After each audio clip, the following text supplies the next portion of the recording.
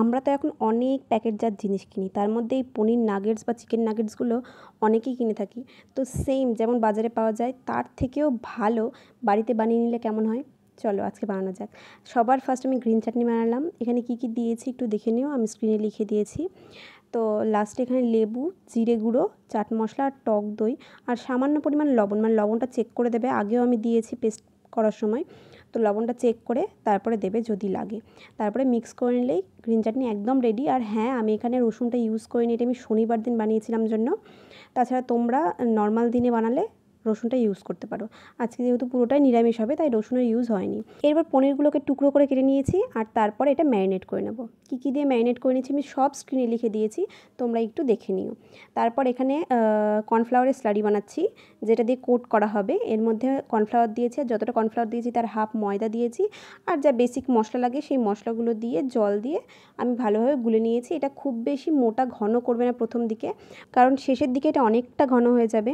তো এবার দেখো আমি কি করে কোট করছি। সবার প্রথমে কর্নফ্লাওয়ার স্লারিতে আমি ডুবিয়ে নিচ্ছি, আর তারপরে আমি দিচ্ছি ব্রেড ক্রামে দিয়ে বেশ হাত দিয়ে চেপে চেপে করে নেবে কোটিংটা।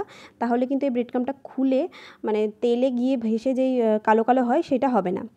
তো আমি সেকেন্ড কোটিং মানে আমি ডবল লেয়ার কোটিং করেছি, তোমরা চাইলে ফার্স্ট লেয়ার কোটিং করেও ছেড়ে দিতে পারো।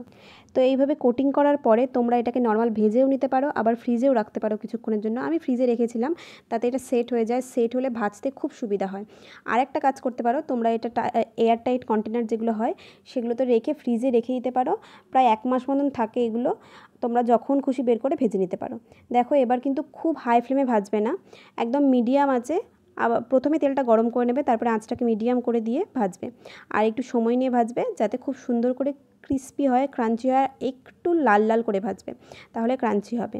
তারপর দেখো এখানে তেল ঝরিয়ে আমি তুলে রাখবো, তুলে রাখার পর জাস্ট পরিবেশন করো। অসাধারণ খেতে হয়, তোমরা একবার ট্রাই করো বাড়িতে, খুব ভালো খেতে হয়। তোমরা বাজার থেকে যেগুলো কিনে আনো তার থেকে অনেক বেশি ভালো হয়। যাই হোক, আমি তো এতক্ষণ বলছিলাম, এবার তোমরা একটু আওয়াজটা শুনে নাও। দেখেছো তো কতটা ক্রাঞ্চি হয়েছে, বুঝতে পেরেছো? তাহলে বাজার থেকে আর কিনো না, এবার বাড়িতে এইভাবে বানিয়ে নাও, খুব বেশি ঝামেলারও নয়। আর এতক্ষণ তো দেখালাম, এবার চলো খাবার পালা। Bye bye.